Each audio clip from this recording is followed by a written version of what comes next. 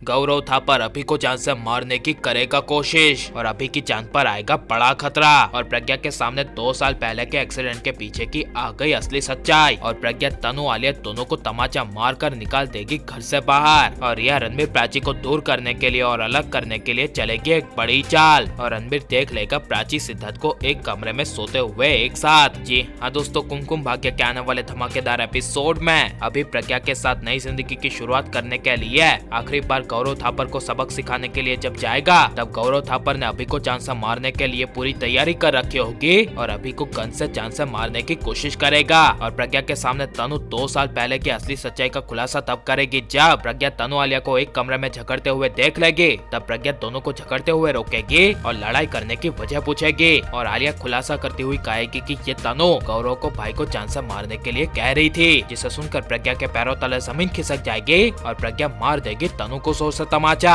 जिसके बदले तनु भी आलिया से बदला लेने के लिए प्रज्ञा पर गुस्सा होकर आलिया का बड़ा खुलासा करती हुई कहेगी कि क्या आलिया भी कुछ कम नहीं है, इसने भी अभी के खिलाफ कई सारे प्लान बनाए थे, जहां पर 2 साल पहले आलिया ने तुम्हें और अभी को अलग करने के लिए तुम्हारी गाड़ी का ब्रेक फेल कर दिया था और इस ब्रेक फेल करने के पीछे अभी का नाम लगा दिया था। और ये सारी चाल तुम दोनों को अलग करने की और किसी की नहीं बल्कि आलिया की थी। ये सुनकर प्रज्ञा के होश उड़ जाएंगे और बाद में प्रज्ञा आलिया को मार देगी जोर से तमाचा और दोनों को ही निकाल देगी घर से बाहर। लेकिन बड़े राज का खुलासा होगा कि रिया अपनी चाल में कामयाब तब होगी और रणबीर प्राची दोनों अलग तब हो जाएंगे जब सिद्धार्थ प्राची अपने ऑफिस का काम कमरे में कर रहे होंगे। तभी रिया बड़ी चालाकी से रणबीर प्राची को पता ना चले ऐसे कमरे का दरवाजा बंद कर देगी और कमरे के अंदर बेहोशी वाली गैस छोड़ देगी, जिस वजह से प्राची और सिद्धार्थ अचानक से कमरे के अंदर गैस आते हुए देख हिल जाएंगे और कमरे के बाहर निकलने की काफी कोशिश करेंगे। लेकिन कमरे के बाहर रिया खड़ी होने की वजह से रिया दरवाजा नहीं खोलेगी और अपने प्लान को कामयाब होते हुए देख रिया काफी ज्यादा खुश होगी और मन ही मन रिया कहेगी कि आज प्राची तुम्हारा रणबीर के साथ रहने का आखिरी दिन है, क्योंकि आज रणबीर खुद ही तुमसे सारा रिश्ता तोड़ देगा। ये सब रिया अपने आप से बात करती हुई काफी ज्यादा खुश हो रही होगी।